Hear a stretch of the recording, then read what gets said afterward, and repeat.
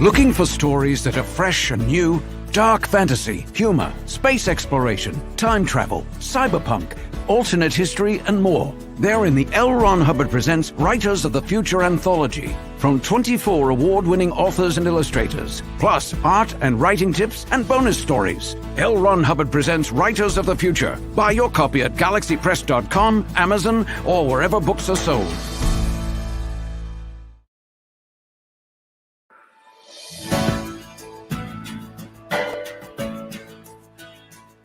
Hello, and welcome to the Writers and Illustrators of the Future podcast. This is John Goodwin, your host. This podcast is dedicated to the aspiring writer and artist and will provide inspiration and tips from top professionals in the field. If you've been listening to this podcast or are new to it, I thank you very much. I would also appreciate if you took a moment to follow it on whatever platform you use to listen to your podcast. I would also like to mention that our next L. Ron Hubbard Presents Writers of the Future, this time is volume 39, featuring the work of today's show guest, is now available. This volume contains 12 incredibly talented authors and 12 brilliant illustrators selected by some of your favorite names in science fiction and fantasy. If you're a fan of science fiction or fantasy and fantasy comedy, which you're about to hear more about, you'll absolutely find new voices you will love. Today's guests are David Hankins and Sarah Morrison. I met them both as winners in L. Ron Hubbard Presents Writers of the Future Volume 39, with David's story, Death and the Taxman, David the author, and Sarah the illustrator. So with that said, welcome David and Sarah. Hi. Thank you. Happy to be here. Absolutely. So I guess the first thing is how you both found out about the contest. We'll start with Sarah. A winner of volume 38. My friend Jim Zaccaria told me about it. I got it. Yeah. So how long have you been illustrating? Well, that's like a hard question to answer because, like many artists, I've been drawing for pretty much forever. But I think seriously, I started thinking about book covers in college and in the early aughts, or whatever we're calling the early 2000s. Yeah, that's way cool. And it's great just seeing your career because, I love your illustration. Oh, thank you. It's just, it's funny when, all the illustrations are they're really good. But in terms of telling the story, and you saw the audience reaction too, when it came up on the book release trailer. So good. It was way cool on that. And David, yourself, how did you find out about Writers of the Future? I found out about it through Google. I had been trying to get my first novel that I'd written accepted by agents, and they weren't even responding. And so I thought, well, I'll try short stories. And I Googled short story contest, and guess what popped up? Writers of the Future.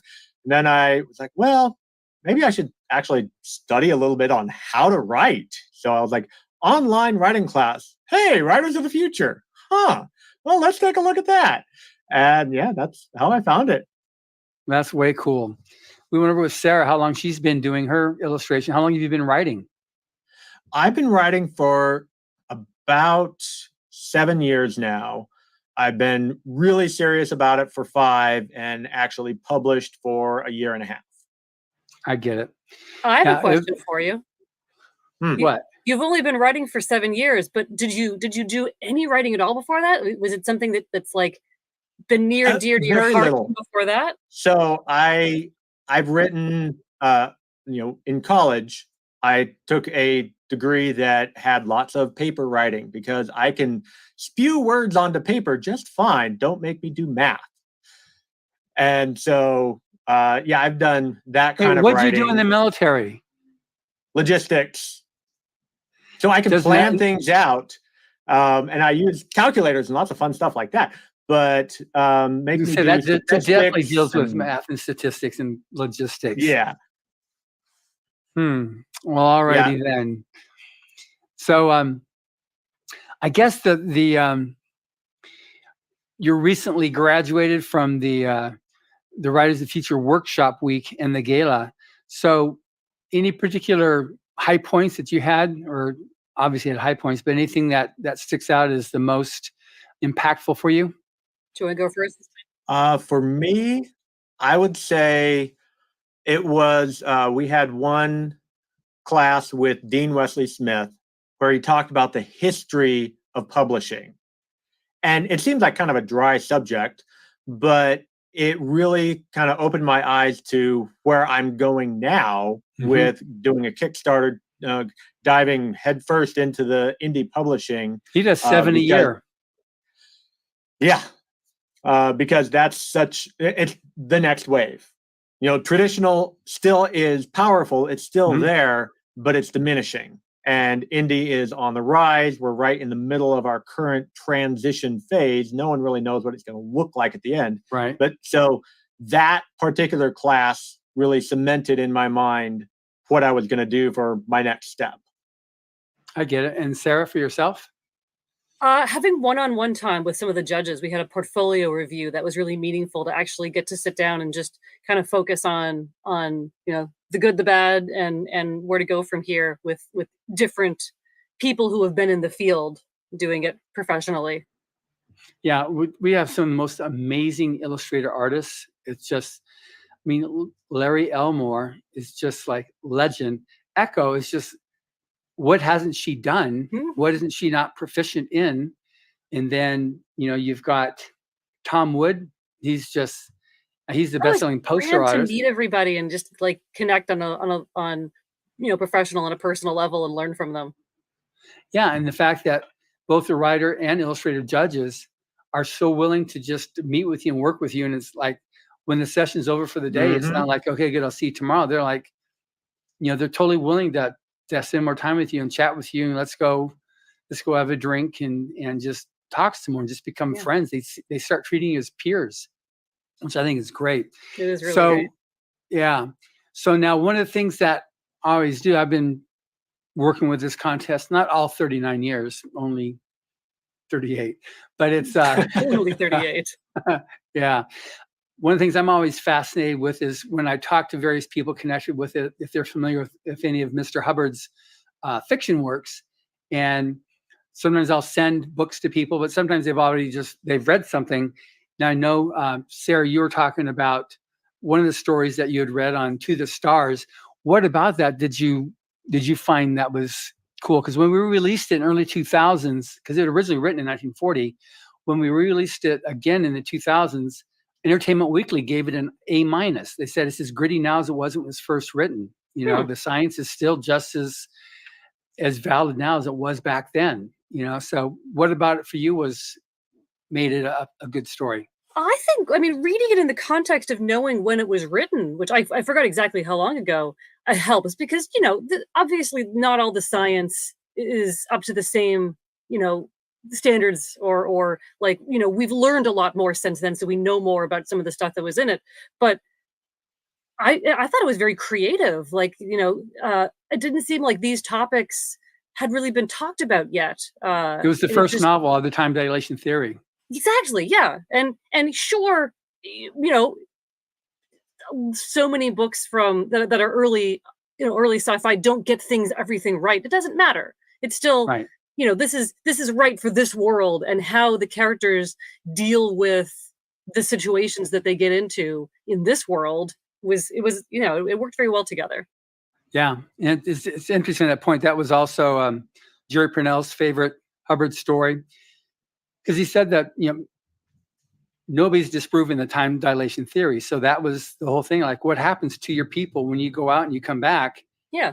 They're like, you've aged a year, they've aged 70, you know? And so now you've got new people, your government, your planets, your religions, everything's different when you come back. Even when you go on a mission to get a certain type of fuel that you need, when you come back, that science is long gone and it's no longer what you need. And it's just, it's amazing dealing with the science of that, but also just the mentality of what that really means on what it refers to there as a long voyage. And I feel like, many writers don't think like, like they'll depict a future that's not too far from where we are right now. And so then when we get that technology, it's like, oh yeah, it just doesn't, it's this, I don't know how to quite describe it, but he definitely like showed, things can be vastly different, not just a little different. It's the huge leaps and changes that we live through on a daily basis that feels slow. But if you do have that giant 70-year leap, it's totally different. Yeah, I mean, right now, post-pandemic is such a different world than pre-pandemic. And that's just been the last 3 years. And in the next year or two, the whole thing right now with AI, I just went to an event, the state of California. It's an annual thing, going over, and we had 4 state senators and assembly members there talking. And they just had a strike start yesterday on, we've got most of the unions are now striking in California. And one of the big fears they have is ChatGPT doing them out of work, And so the hotels just shut down, those unions. And then you've got screenwriters and the Actors Guild. And it's just like a big fear is somebody can get a picture. It goes in ChatGPT and they don't need the person anymore. They can go on there and they can do a whole commercial, a whole show with that image. Similar problems are happening with AI created art right now. And it's like, yeah, we're all like, stop using our art to make fake art. Yeah. So you take a look at 3-4 years ago, this is the world. And then you go to sleep for 10 years, come back up and you find it's a whole new world. Very, very different. Yeah. So that's that whole thing that he explores in that book on To the Stars. And you amazing. have to take it to an extreme sometimes. Yeah. It's crazy how that happens like that. And then you also, you had mentioned, David, before we started this interview, we do a live performance every year for our winners and judges. And some of the judges say that's their highlight for themselves of the week. They love live radio theater. So tell me about that from your perspective, the story. It was absolutely fantastic. It was a story about a guy little person in a circus who wanted to be different, and he wanted to be the ringmaster. And through the use of black magic, managed to do a Freaky Friday position switch, and just the tongue-in-cheek humor and the way that he dropped into situations that he had no idea what was going on, but we, the audience, knew what was going on. And the whole thing, it was a great comedic event. Great story. The show was called If I Were You. If I Were You. Yes. Yeah. Yes. And really, really enjoyed that. And I've read some of L. Ron Hubbard's other short stories, particularly the ones that have been in the last few volumes. Yeah.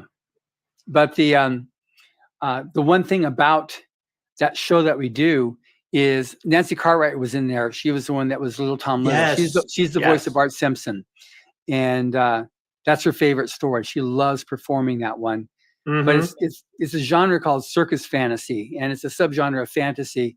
And it's if it's well done, it's so much fun. And this was that whole absolutely, the way the story was done. Yeah. It's always great to actually see them up there behind their microphones, and then they would change hats sometimes. Yeah. To really give the idea of what's happening, so they can change it. And the actors, you can see how much they love doing it too. A lot of times, Hollywood actors, when they perform, they're in individual sound stages, individuals, enclosed spaces where they do their parts, and then it gets mixed afterwards. They don't necessarily get to perform in the same stage with everybody else. So it tends to amp up the storytelling, because they're in there, they're watching each other, and they're doing this stuff, doing that, and it's just it makes for really fun. They were definitely playing off of each other's energy as they were doing it. Yeah, and I posted that show as a podcast right when it came out the week after the show. It was so much fun. So I guess what we need to address here is this story. I love this story. And now, having read the novel, after having read the short story, my first question, which came first? The short story came first. It did come first. Okay, good. So because this is the writers of the future, how do you take a short story? What was your process in taking a short story and novelizing it? So with this particular short story, it's a milieu story, which is where the protagonist gets into a setting, and the whole story is about them getting back out of the setting to their normal. Think Alice in Wonderland. And so it's all about the Grim Reaper coming in, he becomes human, and then he has to, get back to not being human. And so my beginning and my ending had to be the same. Right. So I had to expand the middle. So it wasn't like I had, one chapter of a book that I had merely turned into a short story. So which is what Patrick Rothfuss did. Right.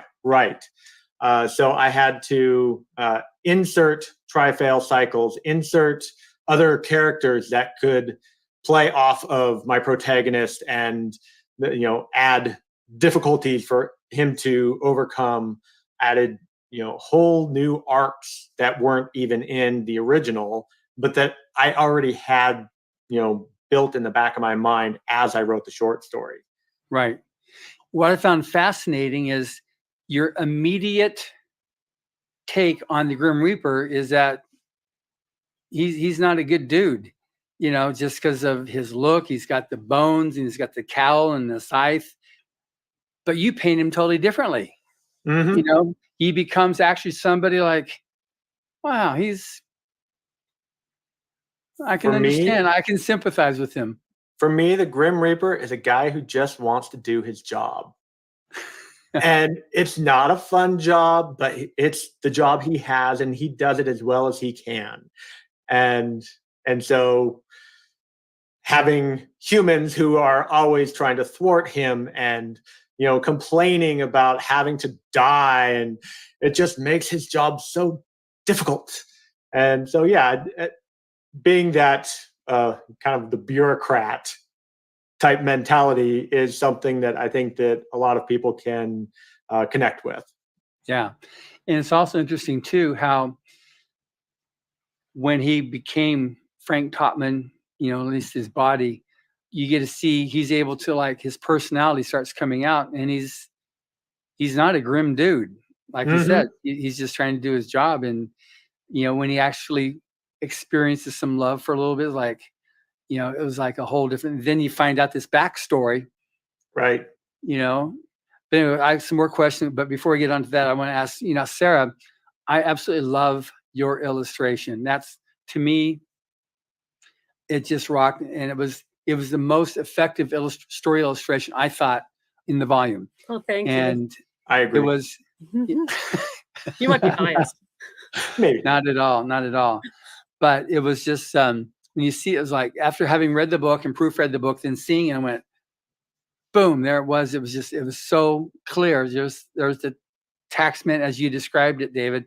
So what was your process on creating that illustration?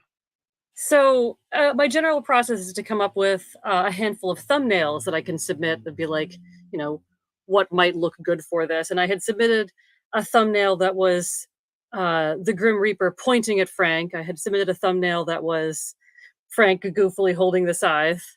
And I had submitted a thumbnail that was one of the characters, a demon that shows up later in the story. Alvin bureaucracy. Yep. I wasn't sure if I should give anything away. I thought about painting Alvin. That's fine. Yeah. And as I was, discussing them with Echo, her job is to sort of, aside from the art directing aspect, one of her jobs is to make sure that I'm painting something that also plays to my strengths. And so after some discussion, focusing on Frank made the most sense. While I still would have enjoyed painting the other two, I love and am good at painting a good personality and character and fabric. And so getting to do that one was the best choice. Because I thought, wow, okay, here's she took a photo and just did some little presto changeo in Photoshop, and here we go. Right. But no, it was a painting. That was just oil on canvas. Yeah. So it's beautiful how you did that. But it also you really get Frank's personality there. I love painting expressive faces. Yeah, and you got this. it totally fits your description of Frank with, not an edge in his body. What was that you said about? Not a sharp edge. Yeah, not a sharp edge on it. He's just this roly-poly guy, but yeah, he just wants to live. He's just trying to do that, and so he tried to get someone that could do that. And you also paint a different picture of IRS auditors too. You could have taken it and gotten your revenge or whatever, whatever your experience was, but you put them as like, okay, they're guys. They're also just trying to do their job. They're just people trying to do their jobs. Yeah, I mean, it's not a job that any of us who are not IRS auditors appreciate. But yeah, they just go to work, do their job. I actually at Superstars, I talked to a gal who is I'm going to get her title wrong, but she's not a CPA, an accountant, but she works in that field and has worked with IRS offices there in Colorado. And this story is based in Colorado Springs. And so I gave her a draft copy of the novel, and she gave me some good feedback on, well, they wouldn't actually do this. They're trying to, get the audits off their plate. They are not out to, get everyone and get every red cent they can. They just want everything to be correct. And so it was a good perspective talking to her that really helped me humanize the evil IRS auditors. Now, I go to Colorado Springs once a year now for Superstars. Mm-hmm. And I went there also for a space symposium half a dozen years ago or so. So how was it that became your locale, your So focus? while I was in the Army, I was stationed in Colorado Springs for 2 years. And so as far as locations, I remember driving past what I describe as the land of evil auditors. It's this, the IRS building there. It's this giant monolith in the middle of its own parking lot that's huge. And it always caught my eye. And then, I was like, well, I'm writing a story about IRS agents, so this makes sense.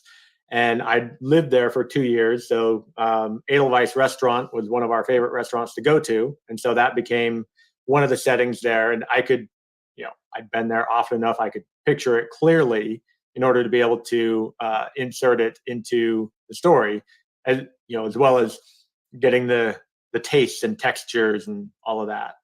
Right. Yeah, it's interesting because that's also the setting for L. Ron Hubbard's Battlefield Earth is Colorado Mm-hmm. Springs. So that was just interesting because Colorado Springs, because that was the Air Force Academy, Right. which is the last battle fought by Earth when it was invaded. But then Colorado Springs, what is it about Colorado Springs? It's just a nice place. I wanted to stay there a lot longer, but the Army had other plans. Oh, well. Oh, well. Yes. Okay, so now you've got a book. So you've taken the short story, you've turned it into a novel, and now you're launching on a Kickstarter. Mm-hmm. So why don't you talk about that? And I'll talk to both of you about what the basic, what it is, and then what people have to look forward to as you have your various upgrades. Okay. So Kickstarter is a crowdfunding platform where people come in and say, hey, I want to support whatever project it is that you've got. Kickstarter for authors didn't really get big until Brandon Sanderson, made it big.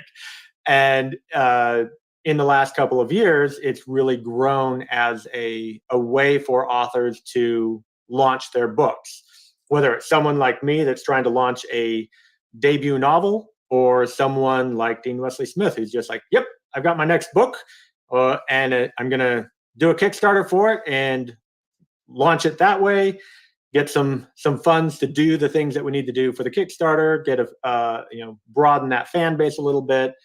And so it really works well as a discovery platform. And that's one of the reasons why I chose it.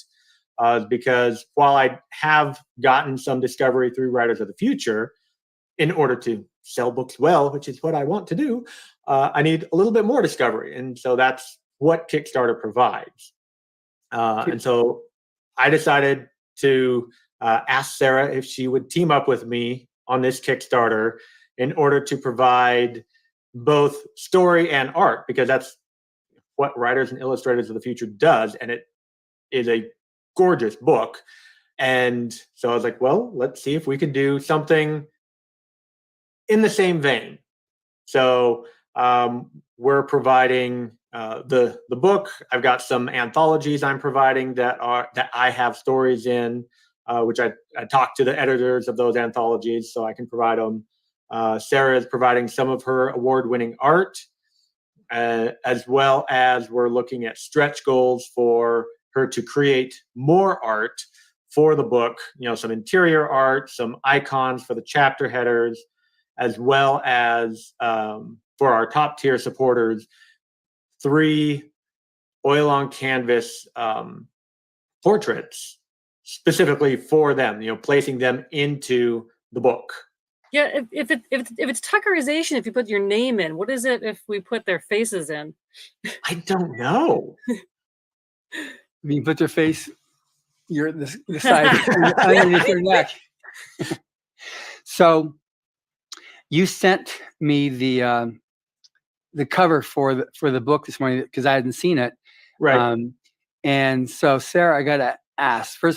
First thing I did is I put it up on a big computer screen and I showed everybody at a production meeting today, and they're just like, "Oh my God!" And they love the typography. Ooh. Did you do that? That's like awesome. Did. So it was David's idea to have the scythe right in there, and I'm like, "That's a great plan. We're doing it."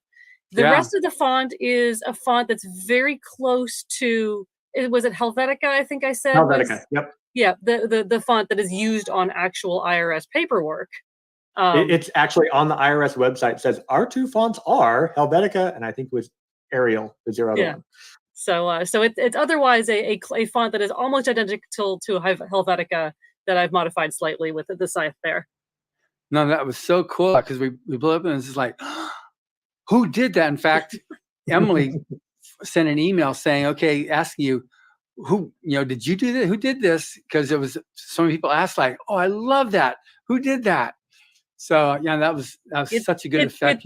It's heartening. Feels good to hear that actual people who do design work liked that. Mm-hmm. Yeah, no, it was definitely way cool. And then how you're making it a full cover wrap using the illustration and just expanding his cape so it goes to the back side of the cover. Are there any other pieces of art in the book itself? Well, so if we reach one of our stretch goals, remember I told you earlier that one of my thumbnail drawings that I submitted to Echo was a picture of Grimm pointing at Frank. Well, that I'll get to do that one if we reach that interior artwork stretch goal. Oh, that'd be great. Yeah, that'd be very cool. And that's also obviously something to be good for people to get as a perk for getting and contributing to this whole thing. And chapter icons is the other thing that David was really excited about. Both of us, I believe, are fans of the Wheel of Time, and they have some gorgeous chapter icons at the beginning of each chapter that they like, and they're related to something that's in the chapter. Yeah, well, that's a lot of fun on that. Now, one thing, you have a lot of different pieces in the book that's new, a relationship with someone else who could go further. You have lots of things in there. What seems like, okay, he's finished the story. He's got his curve done here, so he's true to a short story, but now he's got himself so many little, not so many, but he had enough little loose ends there that sets you up for volume 2 or volume 3. Correct. Oh, good. All right. So So that is the plan. At this point, I have it plotted out for a trilogy, and a lot of symbolism and things of 3 that are in the book will be taking effect throughout books 2 and book 3. I talk about the three blades: grace, mercy, and justice. I talk about you have the three realms: the mortal realm, hell, and heaven. So book 2 is going to be in hell. Book 3 will be in heaven. And so it's grim. So you're taking off after Dante? I am. In fact, I've been listening to Dante's Inferno just this past week. So no, that's because I read them. Like, okay, he's got a series here that he's setting us up for a series, and I mean it's really fun. So you have humor is a key part of your storytelling, and I know that Jody. Did you have any conversations with Jody about? Oh yes, absolutely. So Jody's a coordinating judge for Writers of the Future, and she specializes in humorous fantasy. Yes. One of the first comments I got back was actually through Joni Labaki. When she called me, she said, yeah, she loved that a humor story won. And she absolutely adored the story. I'm like, oh, thank you. And so, yeah, when I was there in Hollywood, we talked about humor. One of the first classes she gave was how to write humor, how to write it as a full story, how to merely insert humor to alleviate tension and stuff like that, and things that work, things that don't. So I really got a lot out of that particular class, and she's reading the manuscript right now. I'm still waiting to hear back from her on what Jody. Jody, yes. Yeah. Oh, that's good. So yeah, I really did appreciate all of her insights on humor and humor writing as we were there in Hollywood. Yeah, and one thing that initially caught me on your story was when Frank was briefed by the guy that was tricked in giving the formula, to change him to change bodies. Oh, yeah, was the 4 things you got to, the incessant needs. Yes, the 4 incessant needs, and then I was definitely, had to chuckle really out loud on when the 4th one came up there. So how did that? I mean, that's just again, it's very clever, and just how you did that. So there's a whole, I guess, there's a definite technology of how to write humor. So it's not like writing jokes, because you're not writing jokes. Because if you write jokes, you're going to lose people, because it's just right. So writing humor, I mean, some of it is writing jokes, but it's a matter of writing them in such a way that it's the everyday life kind of joke. I do have a couple of, straight up dad jokes and pratfalls type things that, maybe people will laugh at, maybe they'll roll their eyes, but it's a one-off kind of thing. But really good humor is written just like any other plot point. You give hints early on, and then you build on it, and you build on it until you get that payoff at the end. That is the joke that makes you laugh. So you talked about the 4 incessant needs, and that 4th one, when it's in the short story, when that actually becomes a problem, you're like, oh yeah, I see what's coming here. Yep, this is gonna happen. Yeah, anticipation. Yeah, and it's something that was set up early, and then I didn't in the short story. I didn't even talk about it again until it materialized. Yeah. And in the book, well, that was a little bit longer, so I had to, touch it a couple of points as he's dealing with being human. He talks about all the different, ablutions. There's few things more dangerous than taking a shower. Slippery tile.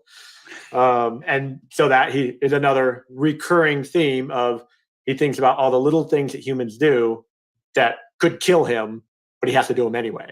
And so you can get the continued humor on that as it's building to a climax.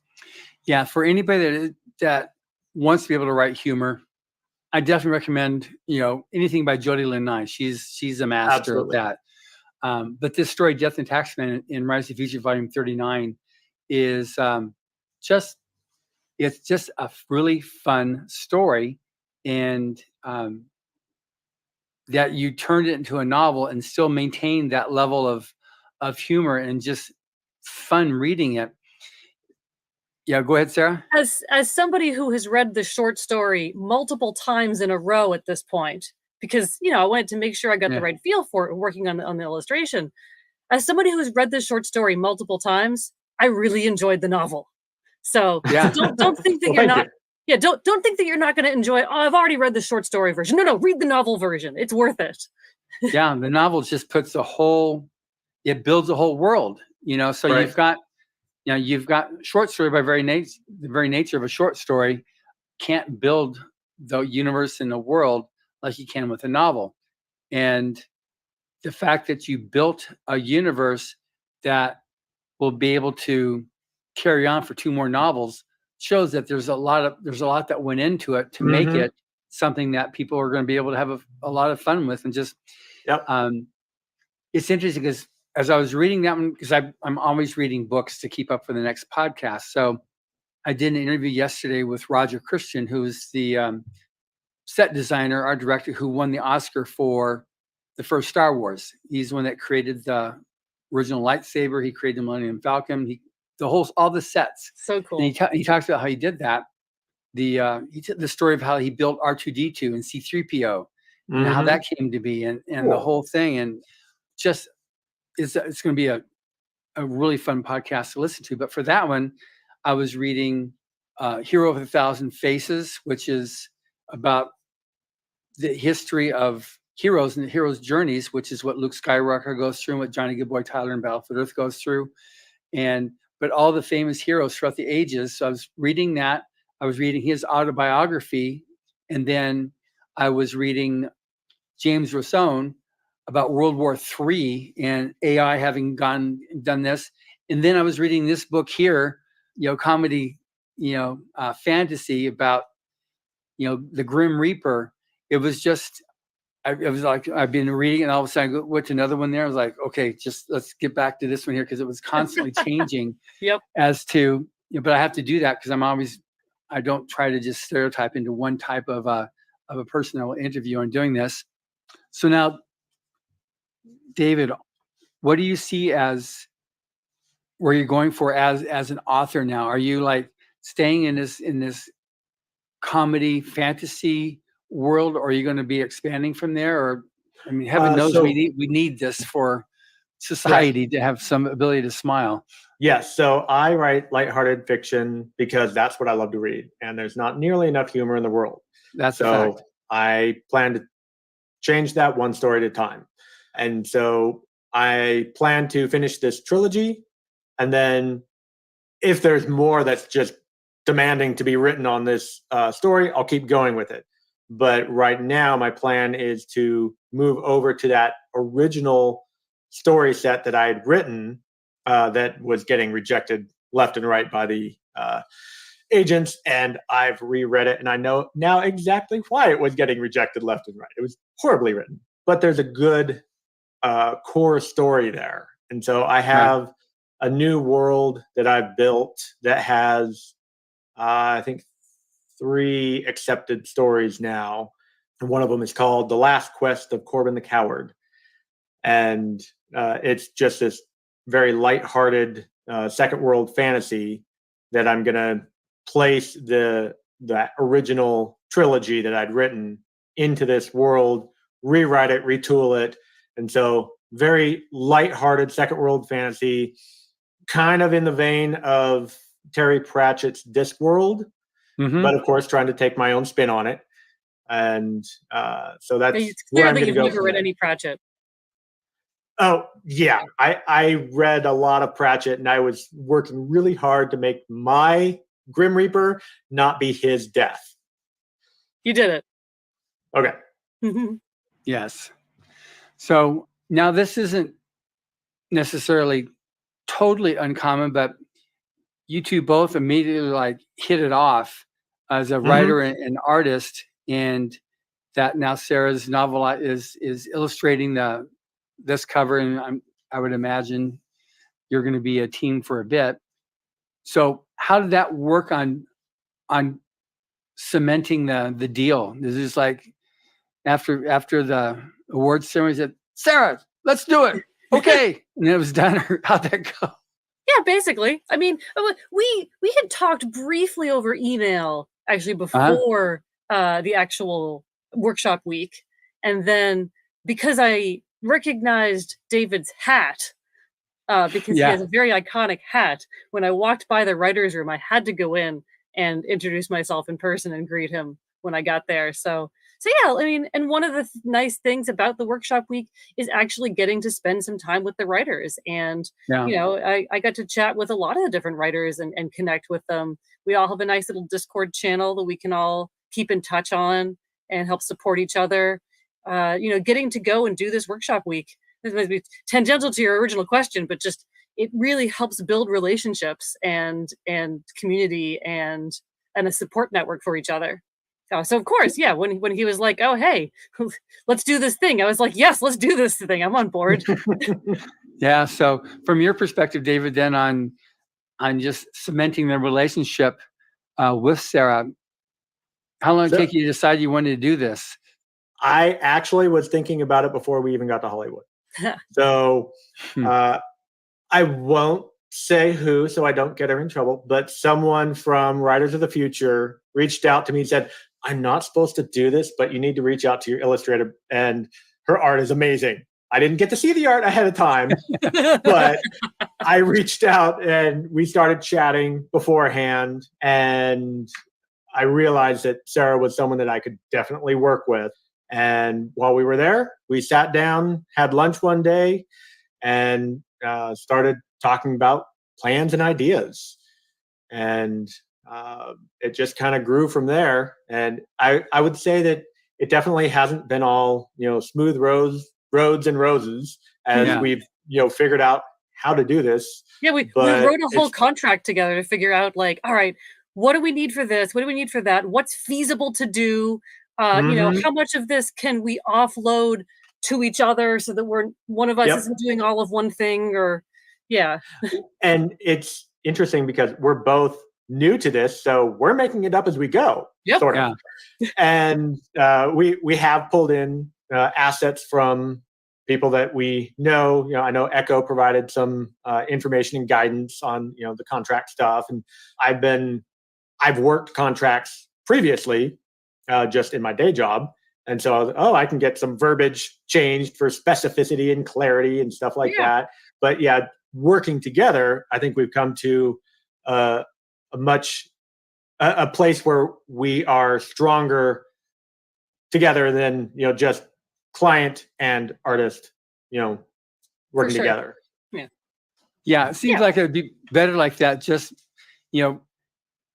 both being very intimate parts of volume 39. It's like you're key to the thing. You're both international winning writer and illustrator, which is always nice to be able to sashay around, and I think it's really good, and I'd like to see more of this.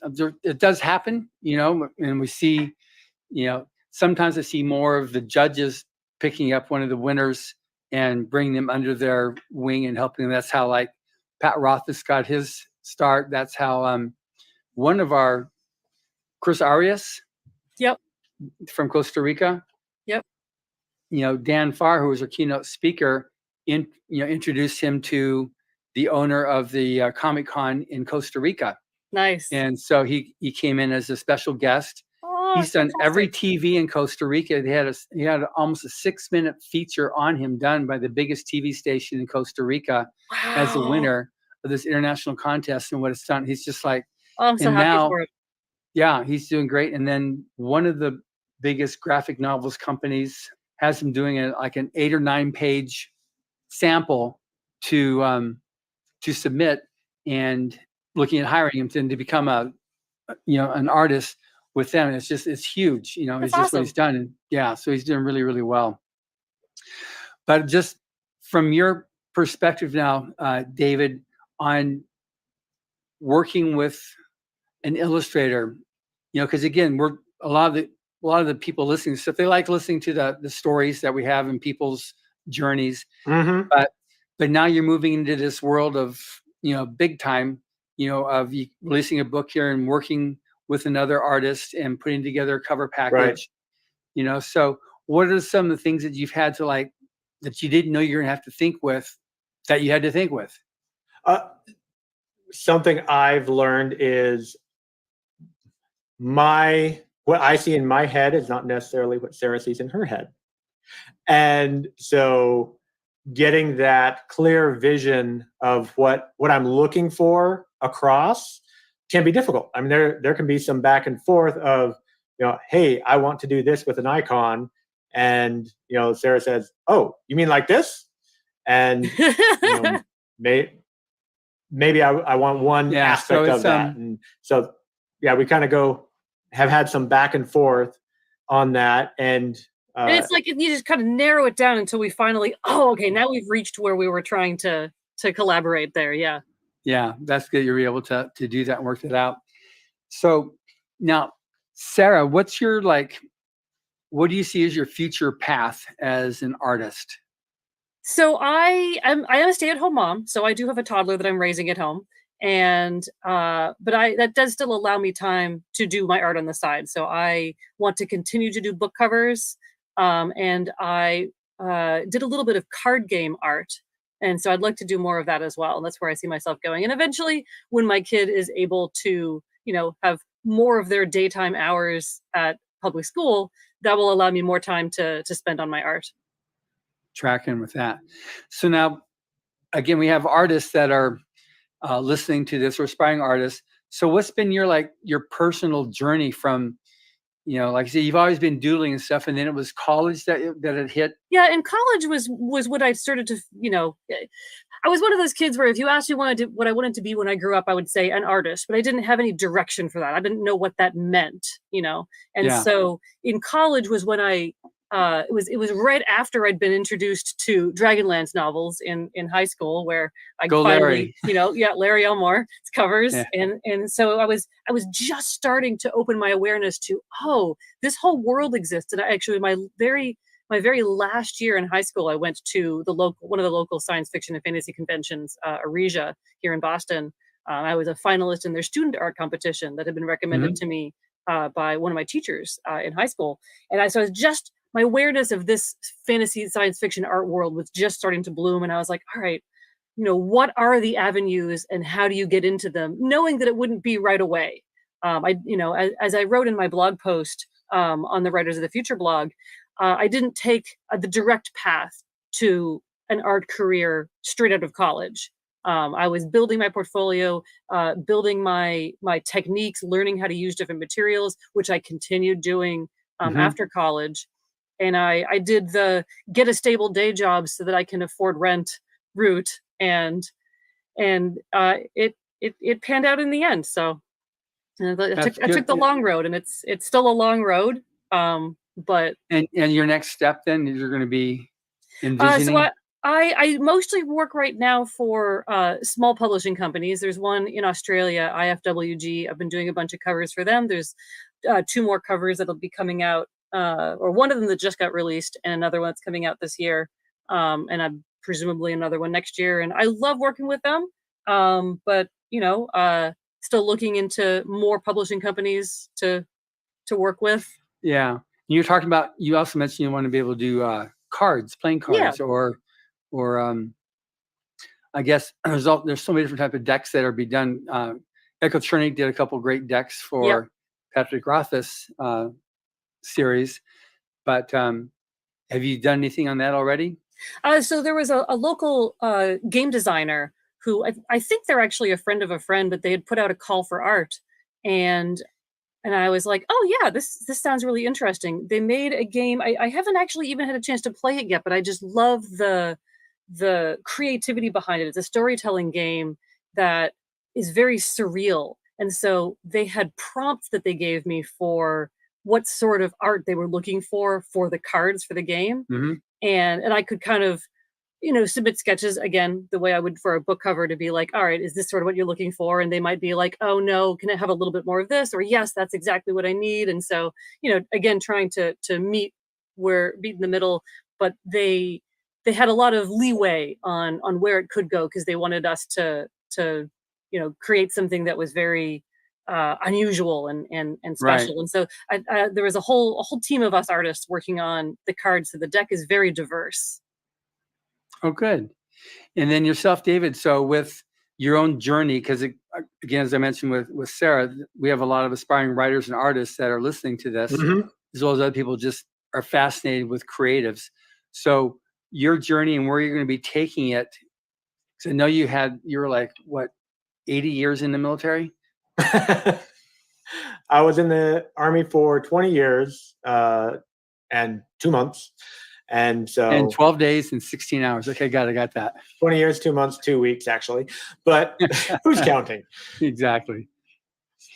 So so the writing, when did that actually, we've already established the fact that you didn't really write up until recently. So that started with my daughter I started in the oral tradition of trying to convince my daughter to go to sleep with inventive stories, which completely backfired.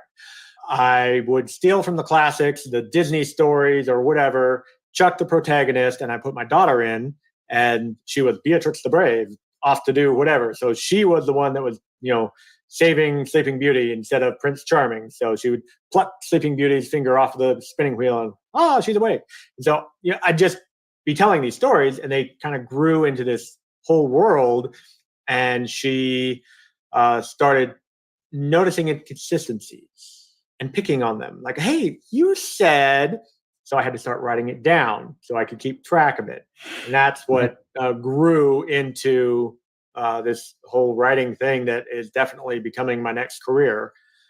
And that started, about 6 years before I retired from the Army. So do you envision at any point having writing being your main source of income? That is the dream. Yes. I've been doing a lot of math, even though I don't like math, in order to figure out exactly how much I need to make from writing so that I can quit my day job and do writing full time. Well, hopefully your wife then is good with arithmetic or math, so she can then double check your numbers. Yes, very much so. Yeah. And then Sarah, are you planning to be able to make it so it's just you're able to make your main source of income? I mean, at this point, art is my personal main source of income. I privileged that my husband. Your husband's this family source of income. Is primarily the family source of income, and so my funding, can help create, the college fund for our child, and perhaps vacation money, and when the car needs repairs, and that other part of the income that people don't always remember to do the math for beyond your rent and bills. Yeah. Well, that's great. So the purpose of this podcast, in addition to celebrate both of your careers, is the Kickstarter. So from your perspective, Sarah, what's coming down on this Kickstarter, and why should somebody participate in it, support it? Oh, because it's an amazing book. I mean, like any Kickstarter, I would say David's writing is fantastic. If nothing else, you should support David's Kickstarter so that you can have a real copy of his novel and read the book. And as the artist, I would hope that you would support the Kickstarter so that you can get some of my prints. And quite aside from seeing the artwork on the cover, there's going to be some prints involved. If we reach some of the stretch goals, the print of Frank, the actual cover art will have a foiled scythe that will look really nice. So very cool. Are you doing anything where you're autographing the prints as well for anybody that donates? I'll be signing. This the $15,000 donations. Yeah. Well, no. I mean, the prints that I'm mailing out will be autographed. Yeah. Oh, good. That's great. Thank you very much, Sarah. I appreciate your being on this podcast. Thank you both. Looking forward to this Kickstarter. Absolutely. Okay. So now, David, what's the so this Kickstarter rolls out? Give a bit of the timeline, how when it starts, ends, what your goal is on this thing, what you're trying to accomplish. Sure. So the Kickstarter launches on August 8th and will end on September 7th. My initial goal is $1,900, which is just enough on my hopefully good math to fund paying for Sarah's art for the cover, the actual publishing and printing of it, as well as other things that I didn't consider initially when I said, I'm going to go indie. Like, you have to buy your own ISBNs. You have to buy, That's the International Standard Book Number is what ISBN is, the International Standard yes. Book Number. And so, getting it copy edited by someone so that I have that professional second set of eyes to catch, missed periods and stuff like that. And, all those different costs that added up to $1,900 is what I need in order to break even to publish this. But then we have stretch goals. And like Sarah was talking about, those stretch goals, some of them are adding art. Some of them are adding, different swag. Like I have a Death and Taxman greeting card, which is, send a greeting card to your favorite tax professional as a thank you or a warning. And, and one of the things that I'm going to provide, assuming we hit the stretch goal, is a short story, which is the origin story for Cora. Because I had a lot of people ask me, what about Cora? I want to know more. And so if we hit that stretch goal, that's what we'll get. Cora was, she was an interesting character. Mm-hmm. Absolutely. Not the character I expected. Yeah. Bit of an enigma. So I'm going to put into the link in this podcast itself that you gave me for people to sign up for the Kickstarter. Mm-hmm. And we'll also use this on the promotion for this podcast as well. But so they're going to get. I mean, I read the book. I really enjoyed it. It was a lot of fun, and it was and it became very clear that it's not a one-shot deal. There's more coming, like you said. There's more coming. Yeah. So this is Dante's being reinvented in the 21st century here. Yep, with a Taxman. With the Taxman, Purgatorio and Inferno and Heaven, where you're going to finish it off. So on people now reading in general, have you? Because you said you like the idea of doing humorous books or light, stuff. So, do you have any other favorite authors in that category besides yourself and Jody? Terry Pratchett. His Discworld is something that I draw a lot of inspiration from. I love the way that he is able to address serious issues through humor. Mm-hmm. Every single book that he has is unique in its own way. He might have internal series to that whole collection of, I think it's 30 some books that follow this character or that character, and they all interact with each other. But he's talking about our society issues, whether it's racism of the dwarves don't like the trolls, and so they're always beating on each other, and so it's a way that we can look at it and tongue in cheek and kind of giggle and go, yeah, we have that problem. Okay, maybe we need to address this, and so the Terry Pratchett's definitely one of my favorites. If anyone listening has not read Terry Pratchett, pick up any of the Discworld books. You will enjoy it. Good. There's another series too that we published that was written by Mr. Herbert called Mission Earth, and it's science fiction satire, and it totally pokes fun at all the things that you see happening here on Earth right now. It's Earth from the perspective of the aliens, and when you take a look at what we're so involved in all these things that have become such divisive, situations from the viewpoint of an alien, what? Not even understanding this stuff. Right. But then you also see a planet that's controlled by, at this point, it's a guy named Rocket Center who controls all the, the petroleum. And so you got the global warming, and you've got the drugs, and you've got the pollution, all these other things, and the CIA, the alphabet soup, groups that you've got there. Yep. But from the viewpoint of aliens looking at it like, really, and using drugs to get political wives addicted, so you can use that then to control the politicians to do what you want them to do. The various things on that. So some of it's just really funny, but this is it's an interesting series because it's told from the narrator is the bad guy, Right. and he's constantly trying to sabotage. So the good guy isn't the narrator, but you follow him along on this thing. It's just so that will be coming out a little bit later. Again, it's a re-release, but I think it's important that people have the ability to smile about and not get so totally wrapped up in how really desperate sometimes things have become. That is good. That's why I'm really happy for you on this book, and hopefully that it does really, really well. Yeah. And so my book isn't in the genre of hope punk, but I definitely like the mentality that genre has, where they look at our world and where our world is going and look at the positive sides of it. Yeah. Looking at the fact that our world in many ways is much better than it was 10 years ago, 20 years ago.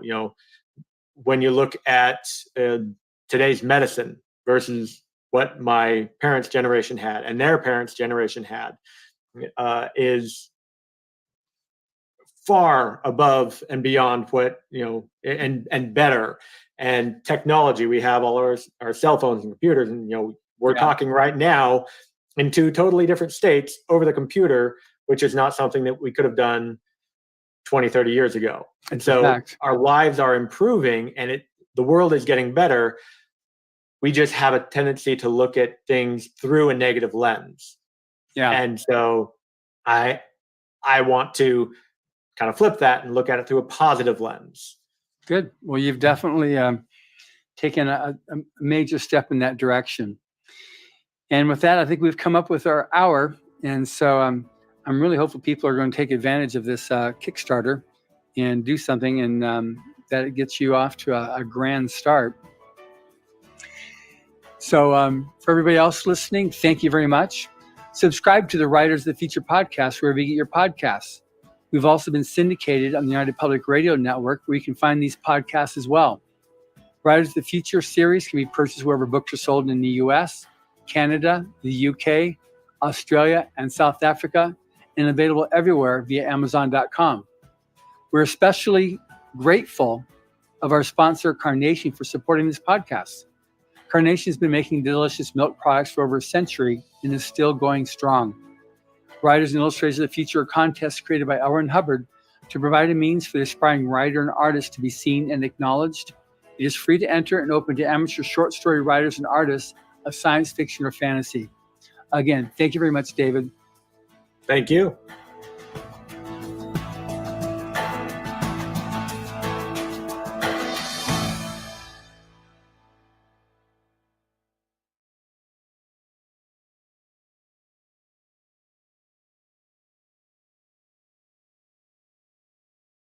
Welcome to Negotiating Happiness, the show that helps you find happiness, success, and balance in your work and life. I'm Adriana Fiestra, your host for this journey into entrepreneurship and personal growth. We're broadcasting live on 107.7 and 105.3 FM in New Orleans as part of the United Public Radio Network. We explore the latest strategies, insights, and stories from successful entrepreneurs and experts. From managing stress to building a thriving business, we've got you covered.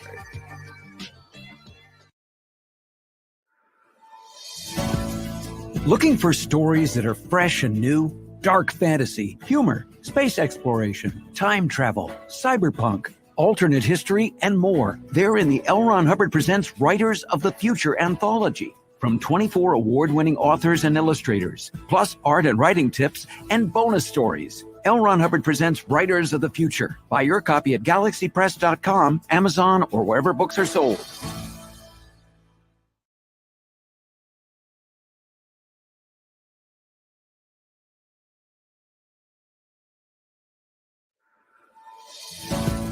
Looking for something new in sci-fi or fantasy? Check out what Brandon Sanderson, Orson Scott Card, Nettie Okorafor, and others chose as the best news stories of the year in the L. Ron Hubbard Presents Writers of the Future anthology from 24 award-winning authors and illustrators, plus art and writing tips and bonus stories. L. Ron Hubbard Presents Writers of the Future. Buy your copy at galaxypress.com, Amazon, or wherever books are sold.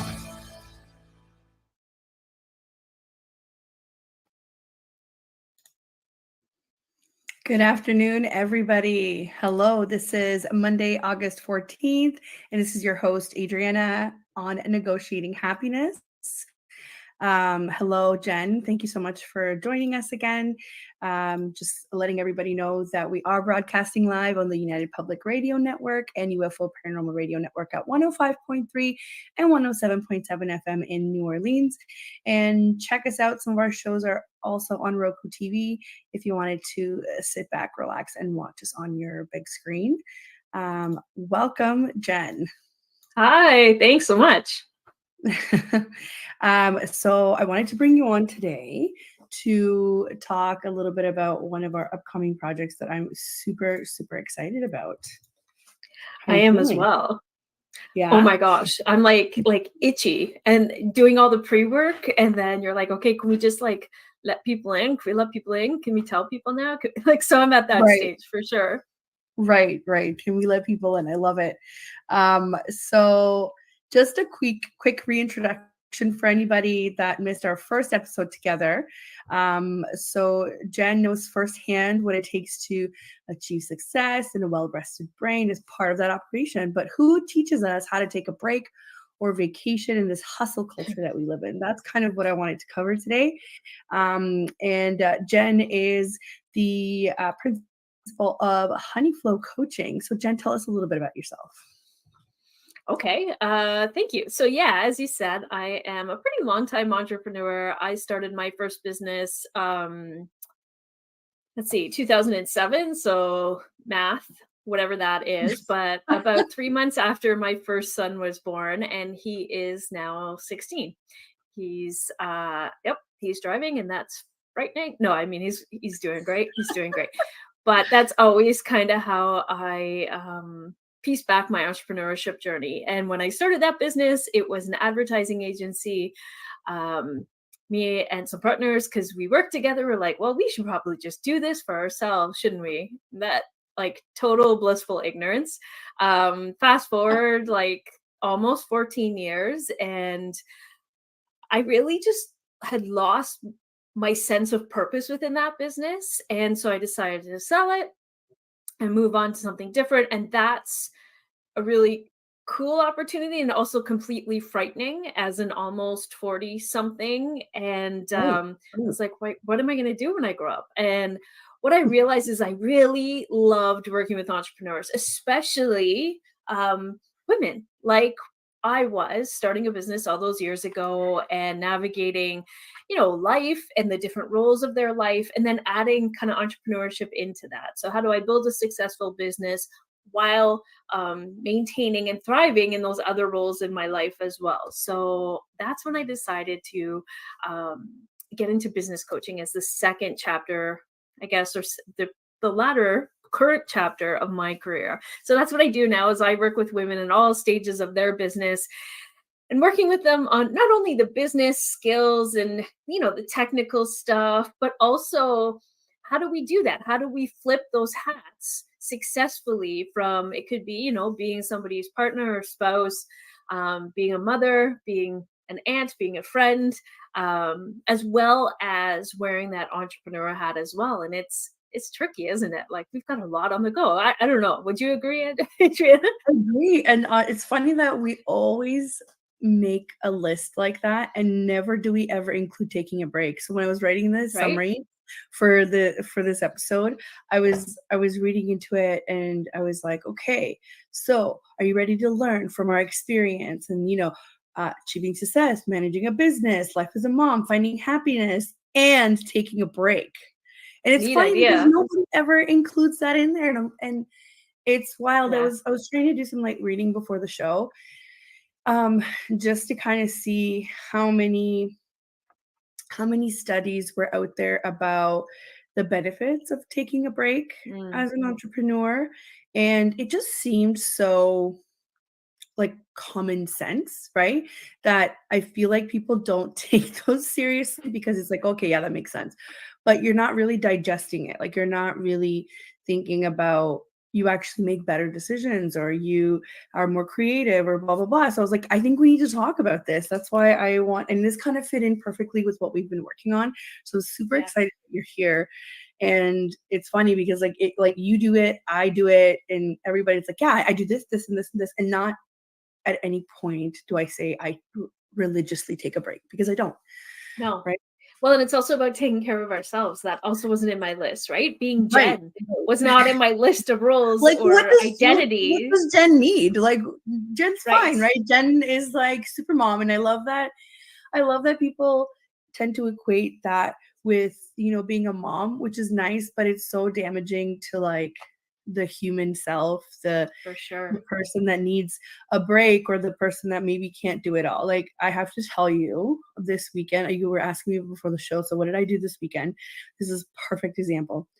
I had it in my head that on Sundays, like my son goes to soccer. So we're getting ready for soccer. It's 10:40. Like our soccer fields are right outside of our home. So it's great. I Right. just like to stroll over, right? At 10:45, it starts.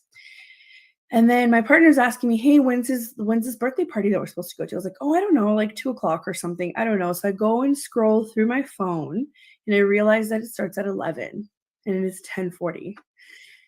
And I had just convinced my toddler to put on his soccer uniform, and now I'm telling him to take it off. Chaos ensued. And Right. then I had a moment to think about what happened, Adriana? Like, why was this not in your calendar? Or because I fail without my calendar, clearly. For sure. But it's because I've been so go, go, go that I haven't been able to look ahead in my week. I haven't been able to just sit down, have a coffee, and think about what I need to do. So at that point, my hair wasn't done. I hadn't put makeup on. I hadn't taken a shower yet. Like literally, I was just like, oh my God. So immediately I'm like on the phone with a friend telling her exactly what happened. And this is a direct link to like, yes, this isn't like I understand this is like first world problems. I get it. This wasn't some like emergency, but this keeps on repeating in my life. And it's a pattern because I'm not paying attention to certain things because I just don't have capacity anymore. Right. Yeah. And we rely on things, right? We're like, okay, set it and forget it. We did it. We thought about it. I'm caught in that all of the time. And I find as the kids get older, right? So it's one thing when they're babies, that's a whole other demanding stage of life for sure. But when they get older and they start to have social lives and calendars, then it's like not only are we that, but we're kind of like an event coordinator 24/7. Add that to the list of things Right. that we take care of. Yeah. And honestly, like I can't tell you when was the last time I enjoyed cooking. And I used to enjoy cooking a lot. Mhm. And now it's like, what? You need to have dinner again? Like, what? You know what I mean? Like it's Yeah. so bad. And I used to enjoy cooking and it doesn't happen anymore because I just don't give myself enough time Mm. to enjoy it anymore. And that's what it is, right? Yeah, and we can feel like we just in all parts of our life that we just start going through the motions instead of actually being like thoughtful and intentional and enjoying things that we actually do enjoy. And there comes a point I remember hitting that and kind of going like, do I have to? Do I have to do this? Maybe, Yeah. what if I Yeah. didn't actually just do this? And it was like game changing because all of a sudden I got some of my time back. Right. So how did you teach me your ways? I would be totally a fraud if I said I could teach you anything about that. I just Oh my God. that was part, I guess, of when I transitioned out of one business and into the other, is that I felt like one of my biggest priorities was I needed the second part of my career needed to take into account our family and the life I was trying to create, as Right. opposed to business first and then shove everything else in around it. It just wasn't healthy. It wasn't healthy for me. It wasn't healthy for the business, and it wasn't healthy for my family. So I just tore it apart, and I would say I reverse engineered it, actually. And do I have it nailed down? No. But is it a lot better than it was? Heck yes. Right. So it's funny because it's like going through stages. And I talked recently at this birthday party that I was at that I made it 2 hours late for. I was You got talking there. I got there. I had the gift. I had the kid. Yeah. It was good. It's He good. forgot the Crocs, but that's okay. He Fine. just ran around barefoot. So it is what it is. They were playing in water, so they had run anyway. That was a whole other argument in the car. So Mhm. chaos ensued for sure at my house yesterday. So that was the best of it. But I was talking to the mom, and the mom was recently thinking about kind of going on her own as well. So this mom slash friend, and I said to her, like, I know that you have this like overwhelming desire to just say yes to every single job that comes across your desk at the beginning. And yeah, that's what happens at first when you're trying to kind of like expand your clientele. But you do get to the point where you're just like, oh, I really don't enjoy doing that. I really need to stop taking those kinds of jobs, right? Especially for somebody that started out as a VA like me, because I think that's what she wants to do. And I said, my best advice to you is find a niche that you're passionate about, that you like doing, because then people will also flock to you that are more on the lines of your ideal client than anybody that needs somebody to do data entry, right? Like you're not going to be fulfilled doing data entry. Knowing her, there's nothing wrong with data entry. Somebody needs to do it. Sure. I've done it. I've been there, right? I'm just saying, knowing her and the jobs that she's worked before. She's worked in government. She's worked in environmental. She's just had this like pattern of working that I kind of know what she'd be satisfied with. And she was just saying, well, I want to start out with, I have these 3 clients going. And I said, that's better than most people. I'm like, you don't realize how some people just one day wake up and go, nope, screw this. You know what I mean? Yes. Yes. And start at nothing, for sure. I remember in my very first business, our very first client, and like, thank goodness that it happened, and it was a referral of somebody that I had worked with before, and it was awesome. But there was no conversation around, is this the right fit? Is this the right kind of work? Is this the client we want to take on? It was like, oh, somebody's willing to pay us money. That's great. Okay. And like, it's lovely. It gave us like this start, but at the same time, was it strategic? Not necessarily. The problem is, if we do it once, that's okay. But typically it just sets the stage for like poor boundaries and poor strategic decisions in your business. So Right. So totally agree. And she was very receptive, which is nice, because I feel like the more that we talk to each other, the better. And I actually, when I was doing this light reading about taking a break, I also wanted to know if there were any well-known studies about networking, right? And knowing the people. And I couldn't really find any that were scientific studies. It was just more of like a anecdotal, it matters who you know, right? And like in this instance, it does matter who you know. Like even yesterday, I was telling her all the things that I would do differently. Right. Being in the same kind of environment as her, even though we might not be niching in the same things, she was able to gain a different perspective because I've gone through it, right? And it's funny, do you consider going to a kid's birthday party as a break? Well, I'm not doing work, but I am networking. Sure. Right? So while I appreciate all of these things, how do we define a break? Right? Oh man, yeah, it's a good question. And I have a story about how I kind of figured out that I was always on. As soon as you become an entrepreneur, self-employed, and Jack was still a baby, and I remember I was kind of still on mat leave, I guess. And one day I was like, well, we'll just hit the mall, do whatever, walk around, like basically variety in what we were looking at. But I just had like my favorite jeans on and a favorite t-shirt, but by no means were they kind of really put together. I don't think I was wearing makeup, but like whatever, it is fine. It just wasn't the like maybe outer appearance or professional appearance that I would have put on typically. strolling around the mall, and I met somebody that was like in my network, and like I, in the end, became a client. And I had that moment, like strolling this stroller and realizing, like, oh, I'm never just Jen and can just wear her frumpy clothes again and nobody will notice, right? Like you kind of do take on this different persona that should be authentic to you, but it's maybe like you want to come across, it can happen anywhere, I guess is my point, in that people, you know, can spot you anywhere. They want to stop and talk, and business is done. I have done business. I've gained clients at my son's baseball game. So very similar to your story. Like it happens anywhere. The majority of my clients come through referrals. So you just never know when actual business conversations are going to pop up. And that's kind of a beautiful thing. Nobody's complaining. But it is a transition from what maybe we're used to in the corporate world. Oh yeah. And it's like that whole dichotomy of, but I can make my own schedule. If I don't want to work, I'm not working.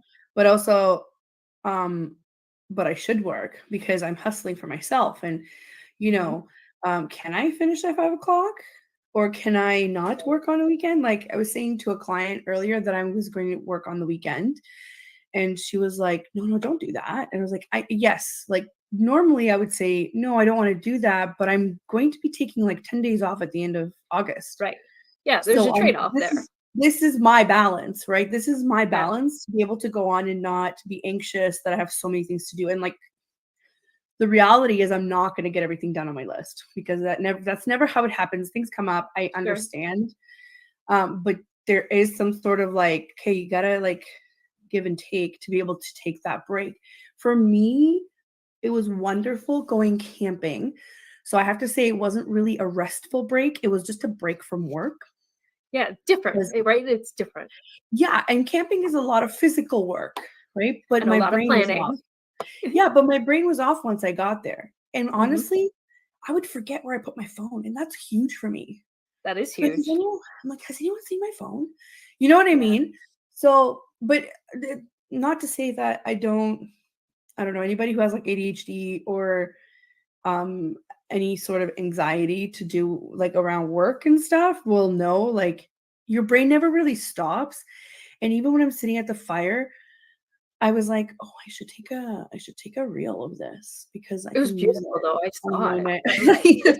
I know, I love fires, but it never really stops. And then from that, I went to, oh yeah, I really should be reviewing this copy for the sales page. Oh, I should contact so-and-so. Oh, I should, you know, so it just goes on and on and on. But at least I wasn't there like immersing myself in work. And I read this part of, I've mentioned this book before. I think I told you about it too, Burnout. Yeah, really great book. It's a really great book. Really great book. Halfway through. Oh yeah, I'm so glad. Yeah. So it's probably one of my favorite books and probably my first audio book. I never did audio before. I tried to read and then I was never really having the time to do that. So I love that I can drive and like listen to these books. Yeah.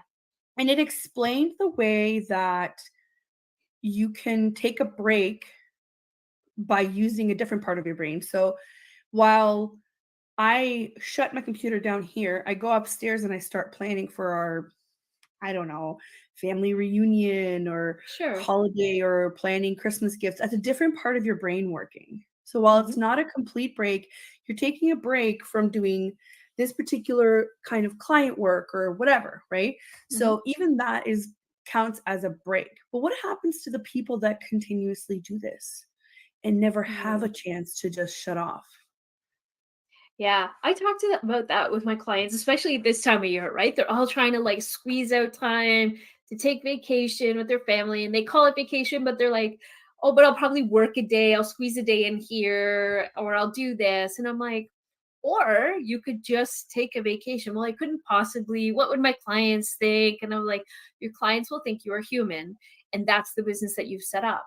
Somehow and you mentioned in hustle culture, right? That we've glorified this idea that nobody needs a break, but really, what does it do? Burnout, mistakes happen, we're less creative, all of these things happen. So why wouldn't we take a break? And what are your kids going to remember if you have kids and that's part of your vacation plans during the summer? Are they going to remember, mom hanging out at the campfire and just being silly, or mom, yeah, just 1 minute, I just have to finish this email, right? Like, that's our core memories are built around those times. So it's okay. You are supposed to have vacation and away time from your work, whether it is you're an employee of somebody or you're self-employed. You're supposed to have a break. It is okay. But nobody gives you a medal for being this like hustle person, because it's not normal. It's not something that's biologically, like, think about, I'm about to get woo here for a second, but think about the seasons of the year. Oh, right? Yeah. If Mother Earth can take off from like September to April, you can take off a week. Do you know what I mean? Like, yeah, I have to think about what this book is. I think it's called The 4 Seasons, and it's by Dal. I'll have to look it up for you, and we'll throw it in the notes if that's okay. Yeah. But he talks about how the seasons are designed in that way, and that as humans, we worked within the seasons, right? Like, we grew crops, and then we harvested, and then we preserved those foods so that because we couldn't go out and forage food during the winter months, but that was the time, and the daylight shrinks, and that's the time that we go inward and we are more thoughtful, and we have like our kind of intimate group of friends, and not that big group that we may have in the summer. So we as humans kind of worked in that seasonal change, and now, because of obviously artificial light and everything else, like, we're totally out of sync in that rhythm, and how unhealthy it is. Of course. Right? And I think of somebody like my dad, who he's a plumber that works on commercial projects, so not residential, right? And he's done really awesome things, like I think some of the TIFF buildings, like the Cancer Research Hospital in Toronto, the Brampton Hospital, Terminal 3 at Pearson Airport. Like, there's so many big projects that he's worked on. We don't realize that, like, he's just tired. Like, he's really young. He's mid-50s. He's really young, but he's tired. And sometimes I don't think people understand the kind of tired that he's talking about. He was out there in the winter working physically outside. I remember him having to like put on these different kinds of layers that were like thermal and whatever else. Oh yeah. So like his physical and mental, because he was a foreman too, so he was in charge of other people. He was also doing the work with them. I don't know if we're meant to be working in -30 conditions. Oh, for sure. My husband is a trades guy as well. He's a foreman, commercial, everything you just talked about. And so I do the laundry in the winter, where I have to peel layers from layers, because he's like, it's freezing and there's no stopping, right? There's no like, oh, it's too cold to work, or right now it's too hot to work. He's like, you work through it, and it's exhausting. But we're not meant to do that. I don't think we're meant to, like, if our skin can't be outside without like getting frostbite, that's an indication that you're supposed to be inside. Industry would beg to differ with you, Adriana. Sure, but that's only here. You don't see people in France, Italy, Spain, doing things like that. You don't see them doing things like that, because they know it's not. I was watching, I'm kind of all over the place, but I just need to share it all. I was watching a video yesterday about this marketer. She's a professional marketer, and she works in North America, but she lived in France for 11 years. So she was talking, about the big, I'm not going to say the brand, but it's the big cups, the insulated cups that everybody keeps walking around with. And she was explaining that, while to the average mom or girl on the go here in North America, that's an ad that would work, somebody in France wouldn't consider it that at all, because it's seen as rude if you're taking any food or drink to go. Because meal times are sacred. Right. Meal times are when you take a break and you sit down and you eat with your family and your friends, or by yourself. She made the distinction of saying, or by yourself, because you are honoring everything that you just did and getting some energy.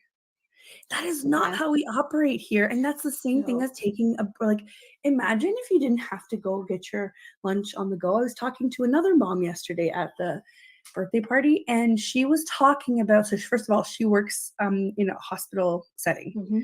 Okay. And I forget if she's still like on the surgery side or not. Regardless, it's some like really intense, like, Sure. type of work. I could never do it. Good for her. We need people like her. Like, it's not easy work.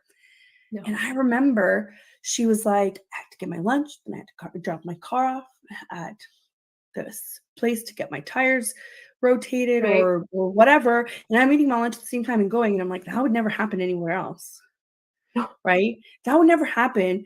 And so in your work day, you just sent off the kids to school, you went to work and worked your 12-hour shift. Then on your lunch, you barely had something to eat and then took care of like car errands. And then you got home and made dinner and probably did some laundry. Like, what? Yeah. You know what I Yeah. mean? And I'm not complaining. I just think that we need to be more intentional about the things that we do ourselves. Yeah, well, yeah, for sure. And even as entrepreneurs, like it's also it's hard to distinguish between working, and I know we've all heard it before, but like working in the business versus working on the business. And Yeah. it's so easy to get caught up in, right? We're just doing the business, the execution, the client work, the whatever. Yeah. And oftentimes I hear like, oh shoot, like sales are tanking. Well, yeah, because you haven't spent any time working on the business. You haven't come up for air to kind of look at it from that 1,000-foot view to be strategic again and to plan and to make sure that you're finding the best clients that are the best match for like mutual success together. Yeah. Yeah. So it's exactly the same even when we go a level deeper, right? As opposed to looking at your business and saying like, what am I doing? Am I spending all of my time in the doing, or am I spending time in the planning, the thinking, and actually creating a business that serves this life I'm trying to create so I can take a vacation and I can Right. serve the best people and I can, feel fulfilled and that I'm like fulfilling my own purpose on this planet, because that's part of it, right? If we're not doing that, if Yeah. we don't have that sense of fulfillment, it's not going to be sustainable. Not at all. So how about I'm just gonna list off here a couple of things that Yeah, sure.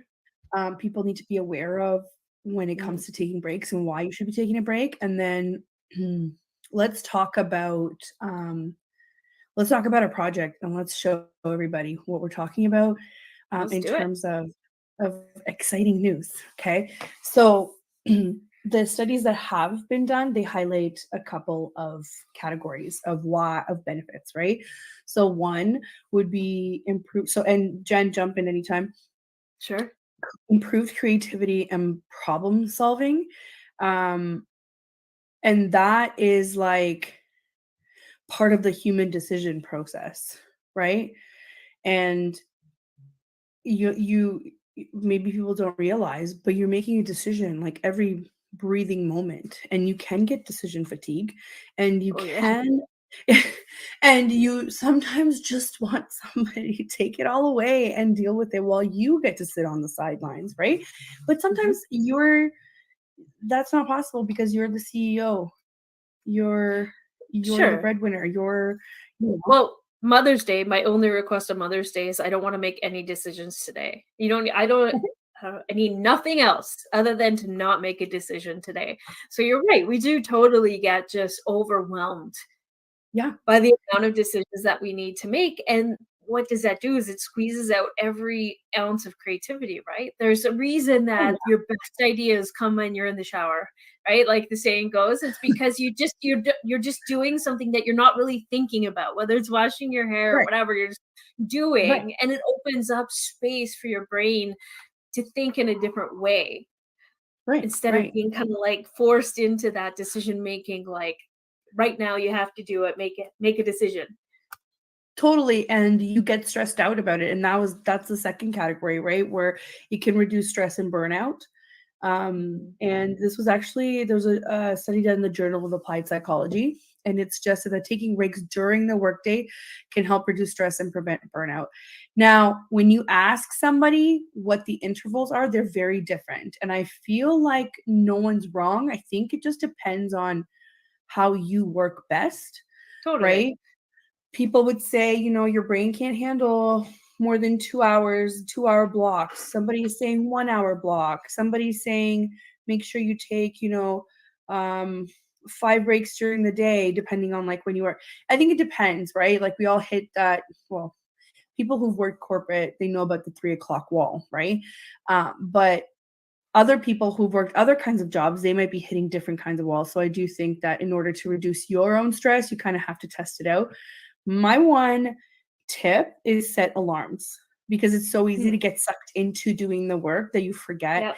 I forget this. I'm supposed to be, so for some medical things, I'm supposed to be actually splitting up my food every 2 hours. That's so hard for me, because sometimes I don't even take a break, or I'll come here and I'll eat in front of the screen and they tell you not to. They tell you not to eat in front of a screen, right? Because you're not aware of what you're eating, how much you're eating, and There's you're no not mindfulness. yes, and you're supposed to chew it a certain amount of time. It's Sure.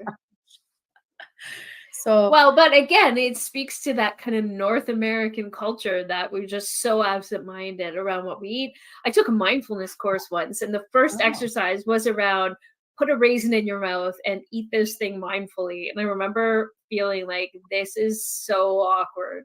And they're like, no, like really, like, what does it taste like? What is the texture? How does it feel in your mouth? Like, just experience that raisin for like a minute. And I was like, are you kidding me? I could have done like 18 other things, which really speaks to how mindlessly we actually do these things. So it makes sense. It's just hard culturally because we're so programmed to be productive. And you know what's funny? They like people make fun of us all the time around the world that we are like this. And I think it's because they don't understand. It all goes back to kind of how we view work, right? And that's like what our life revolves around. And they make fun of us about how, we do groceries once every 2 or 3 weeks, and we eat like crap and whatever else. And while that's the truth, the people don't seem to understand. It's because we're working 40 to 50 hours a week, and we weren't taught to enjoy these things. I think we just need to put the brakes on, understand that there's a time for work, and then there's also a time to live, and the time to live should be greater than the time of work. Oh, right? Yes. Or else you're going to get way down the line and be filled with regret, I think. I think so. Like, oh my gosh, I just spent years, or I wasted years worrying about deadlines for whatever, instead of actually sitting down and breaking bread with people and laughing together and sharing stories and like that, right? Like picture yourself at 80 or 90 years old going like, oh my gosh, I missed all of that. And those people are gone now and I can never get that back. Yeah. And it's funny. I view it as we're the early stage. So if you think of the world, different parts of the world at different stages of entrepreneurship, we're the early stage. We're the people that are taking on everything and that are pushing through everything, that have no regard for or intention into setting our time. Whereas like Europe has had like hundreds of years of labor laws, right? And I'm just giving Europe as an example because I know it best, but there are many, many places around the world that do it better than us too. I 100% understand. When they're kind of like, look at those suckers still in the beginning stage where they can't even enjoy a meal because they're like, I got to go back to work, right? Where they have 6 weeks of vacation a year paid.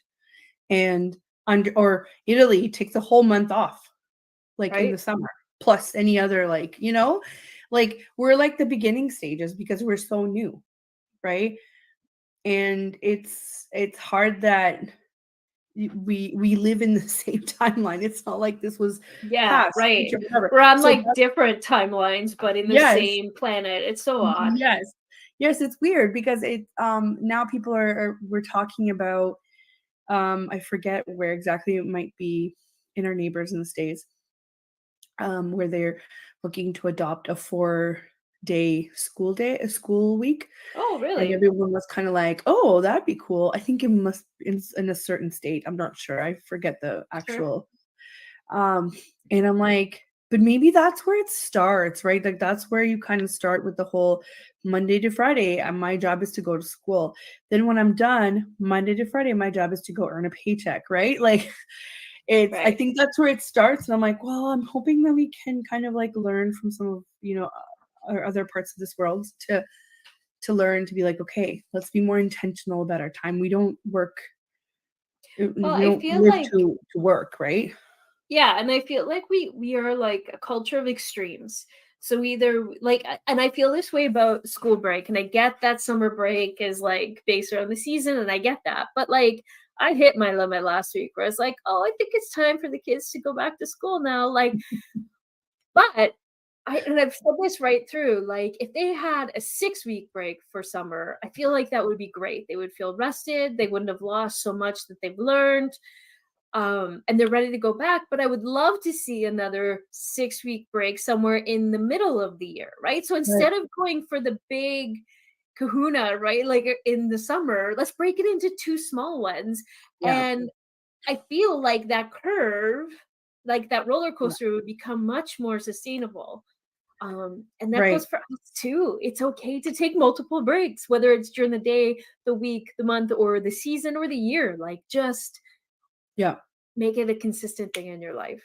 Yeah. And for anybody that's wondering, so in Canada, I think depending on if you're in like middle school or high school, it's a little bit different, but it's around June that everybody lets out.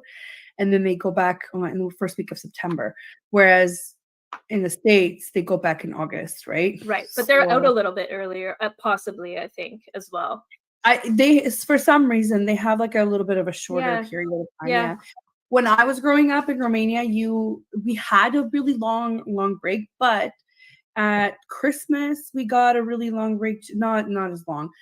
I think it was at least 2 weeks or 3 weeks, and then at Mhm. Easter we'd also get 2 weeks, whereas here it's just like a Right. Friday and a Monday.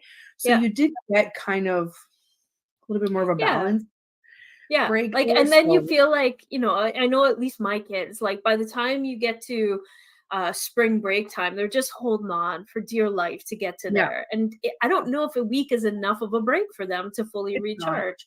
I would rather them have 2 weeks there and take a week off of the Yeah, summer, just balance it back out. yeah. But So yes, we are a culture of extremes. we are, and I'm just gonna zoom through the other categories, and then I want us to kind of give them some tips about Hmm. how to actually prepare for it and talk about our project. But for anybody that's tuning in, I just wanted to do our halfway mark intro here. So we are broadcasting live on the United Public Radio Network and Paranormal UFO Paranormal Radio Network at 105.3 and 107.7 FM in New Orleans. And we're also on Roku TV if you want to check out some of our other shows. And I'm here, your host, Adriana, on Negotiating Happiness. And this is my guest, Jen from Honeyflow Coaching. And we're talking about taking breaks and how nobody's ever taught us how to take a proper vacation as an entrepreneur. So we were just in the middle of talking about some categories of benefits that you get from taking breaks. And the next one would have been better decision making, which we've covered, physical and mental health benefits, which involves taking breaks from those like long hours of high stress, right? Mhm. Or if you read the book Burnout, you learn about you need to finish the cycle of stress, The which we cycle. never talk Mhm. about. Yeah, the cycle. The other one is enhanced work-life balance. This was a study from the Journal of Business Venturing, and they suggest that entrepreneurs who take breaks and maintain a healthy work-life balance tend to have a better long-term business performance. So if you want to be in this for the long haul, this is something you need to take seriously. Okay. Enhanced productivity, right? You're well rested, you're able to perform faster. It's like thinking about this old tired machine that just keeps going on and on and on. But if they take a break, it's like it's coming back with new life, right? It's the same Right. thing. And increased focus and attention. You can, so it's not the same as interruptions, right? Like taking intentional breaks, right, will help you kind of restart. It's like your Yeah. computer. You're not supposed to Yeah. leave your computer on for 3 months at a time, right? Restart All it of from this time to time. stuff, It'll help. all of the things you're mentioning just seem like such common sense, and yet none of us do it well. Zero. What? Yes. 0 out of 10. Yes. Oh, So here's some tips that I'm preparing for to take a vacation. So I've made a list, right, of things that absolutely need to be done before and things that can wait. And if you're not sure, it means it can wait. Okay? Because there has to be a give and take. One. Yep. Two, you need to communicate your breaks with your clients. Put it in their calendar, send them a reminder. You don't even need to say it directly at the beginning. You just do that, make it in the calendar, and then while you're talking to them, make it natural and bring it into conversation. But just say, don't worry, it's already in your calendar, blah, blah, blah. There. Now they're like, oh, okay, great. So then I can plan around that when I have time to think about it. Cool. Another thing is plan out your operation stuff. So when do you need to bill? When can you do that earlier? Can you schedule it? Can you get somebody else to bill for you? Or can you just talk to your clients and say, hey, I'm just going to bill you 5 days early because there's not going to be any work done until then anyway. And, pay it at the end or whatever it is that you feel comfortable with for your terms, right? And also, seems, again, super common sense, but I still forget to do it sometimes. Put on your out of office or schedule your out of office now. Because on that Friday or on that Thursday that you're done, the last thing you want to do is you just want to close that computer. Oh my gosh, I can't tell you how many times I've had to go back and log in to be like, oh my God, I have to put my out of office because I forgot. Schedule it now, right? Tech, it has made it very easy for us to schedule emails ahead, schedule our out of office, schedule payments, schedule posts, right?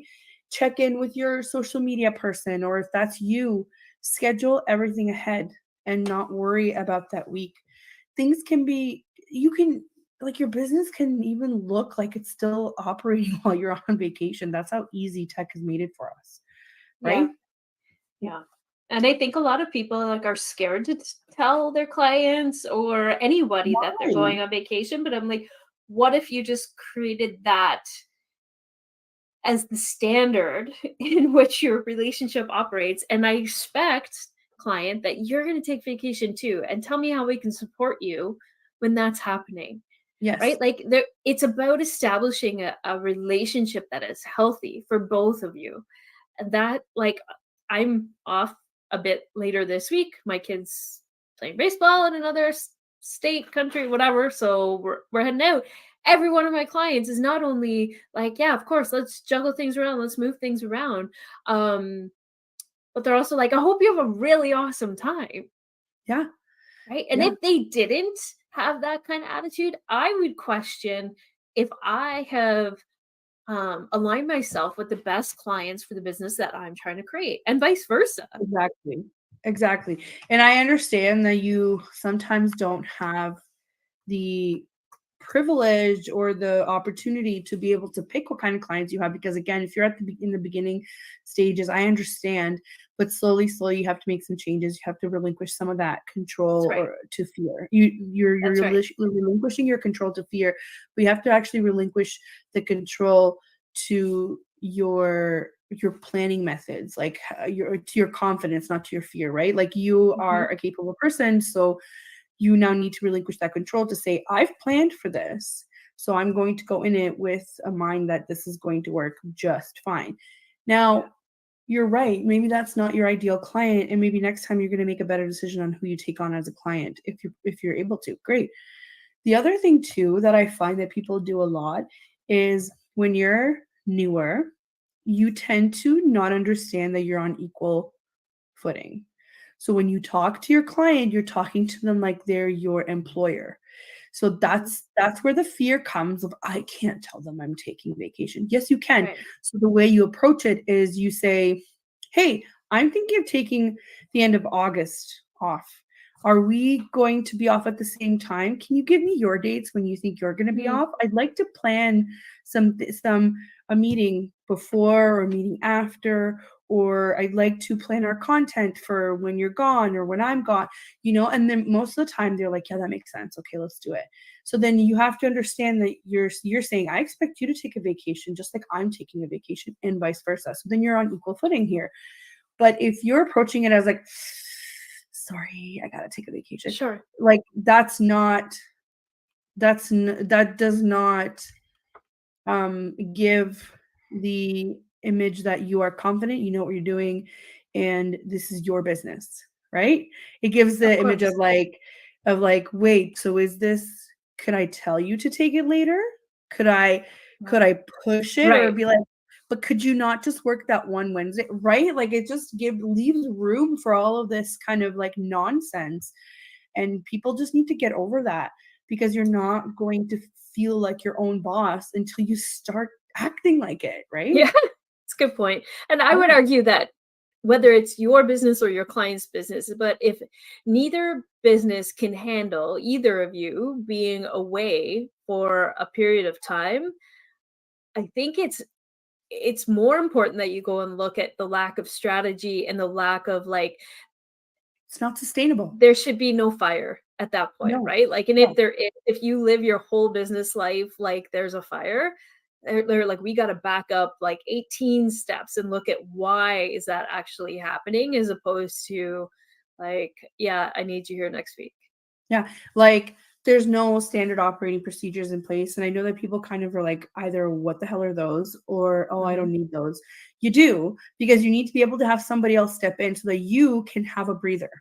Absolutely. If you can't take a vacation, it's not sustainable, right? So there's no processes in place. There's no like automation where things get done while you're away too. Even if it's as little as like onboarding someone, imagine having to stop from your vacation to spend 4 or 5 hours onboarding someone. Like what? Right? Like there's so many things, that I work with clients that do this all the time. So just a quick refresher here. Jen is an entrepreneur coach. She has so much experience with different businesses, and she advises people. And I think you have courses too, masterminds and one-on-one coaching. I'm an OBM, so I help with the staff management, project management. We do some VA work as well, and we help people get organized in the back end. So we do automations and platform implementation just to make sure things are running smoothly without your constant touch, And what we've worked on is a really cool retreat that we want to present to people here in Ontario. And actually here, should we share the page, Jen? Oh yeah, let's do it. Yeah, I'm so excited. And this idea was really around these conversations that Adriana and I were having, right? For quite some time, to say like, how do we do this? How do we get out of the day-to-day? And we can't be alone, right? That there has to be more of us. And the more we had this conversation, the more we realized we're like, oh, everybody's feeling these things. And it might be all of it or some of it, but so what better way to kind of get out of the typical 9 to 5 than actually get yourself out of the typical 9 to 5? Right. Like it's wild to me that, oh, what did I just do? Oh, look at me breaking the stream here. It's all good. It's all good. Okay. So we actually named it the Entrepreneur Escape, which like it's not that you're escaping your life. We want you to create a business that you don't feel like you need to escape, but it's important to retreat and escape the normal every day to add some variety into your thinking, into your creative space, into your circles of people that you're hanging out with. It's important. It's like life-giving to your business. Of course it is. And it's something that we need to think about more often. So we wanted to make something that was restful, but also brings value into your business. Because if you are like us, where, we're always kind of like, go, think of new ideas, like, the motor's running all the time. We wanted to provide not only the rest, but also the value that you get to go back to your business with. We want you to feel recharged. We want you to, talk to people that are in the same situation as you, make some friends. And networking is really, really important. So we're envisioning that this is going to be other female entrepreneurs that you can potentially make connections for the rest of your life with, or maybe they're potential clients, or maybe you're just going to have a really good time and learn a couple of tricks of the trade, right? So we don't gatekeep here, and we wanted to make that very, very apparent. So we've designed this page, and it tells you all about this retreat, and we try to explain it from our point of view. So if you're reading through this and kind of going, yep, that sounds like my head right now, you're in the right place. Absolutely. You're in the right place. So this is basically what we're going to do when we're there. Let me see if these are pictures of the place that we're staying at the resort. It is an all-inclusive price, and we've carefully curated it so that it includes your stay, your a la carte meals, our activities there, workshops, consultations. Like, you get both of our brains separately, like on 101 as well if you want, and you get to learn more and more about businesses that could be lacking exactly what you're offering. Right? Yeah, absolutely. And the key is that I think especially as women, we do things well in community.